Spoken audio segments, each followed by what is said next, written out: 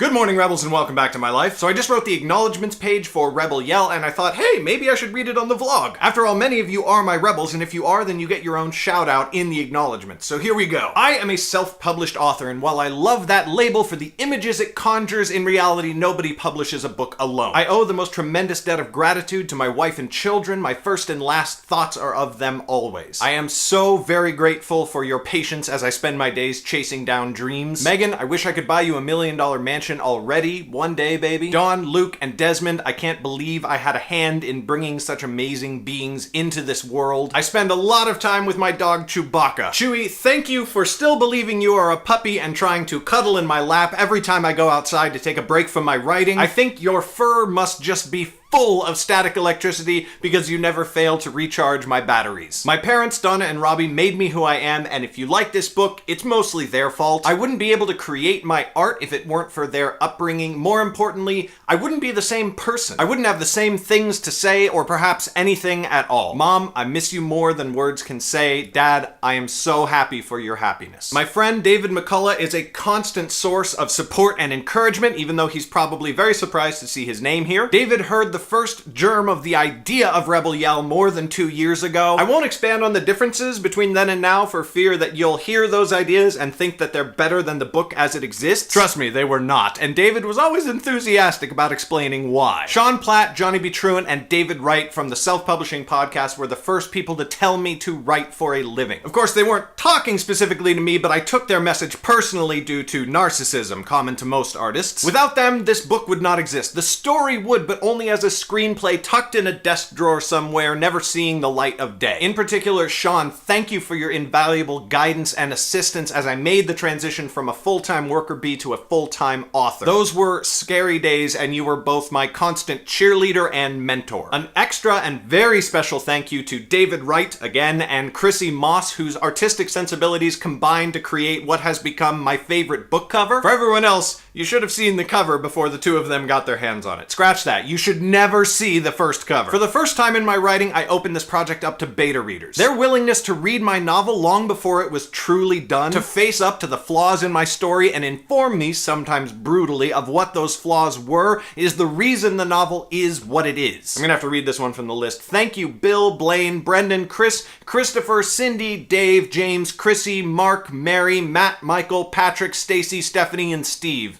Alphabetical order. In particular, I must give my utmost respect and thanks to Simon Canton and Melissa Donovan, both of whom went far above and beyond the call of duty, taking their replies and expanding them into things tremendous. After this experience, I don't know if you'll ever want to help me again, but I'll still call on you every time. My Rebels always have my back. Remember back in the day when I formed our little tribe and gave it a name? That name came from this book, still just barely an idea at the time. I hoped it had the potential to be worthy of you. Now that it exists, I hope you find it does. You are incredible. A life without you would be a darker one. To you there, reading this book, now thrown out of the moment as I break the fourth wall, thank you. Thank you for supporting independent art. Thank you for reading at all. Whether you have a good or bad opinion of this book, thank you for having an opinion in the first place. And because, as I said, they are first and last in my thoughts, thank you again to my family. Megan, the human mind has not yet perfected the language necessary to express my love and admiration for you. Dawn, Luke, and Desmond, Daddy is sometimes terrified that he can't be a good enough father to you, but only until he realizes that, as amazing as you are, there's not too much he could do to prevent you from growing up into adults of amazing potential. This book was a journey unto itself, but also just one step upon a far longer road. And whether you stay with me until we reach our destination, or you're just a hitchhiker providing company for this one stretch, I have so enjoyed the miles we've put behind us together. Safe travels, Garrett Robinson. Alright, Rebels, I hope you enjoyed that. If you didn't, thank you for putting up with me. Rebel Yell is now available for pre-order in hardcover, Kobo, Nook, and iBooks, and you can find all of them by clicking on the book cover there in the background. So, here, yeah, there. Thank you for watching. I'll see you tomorrow. Bye!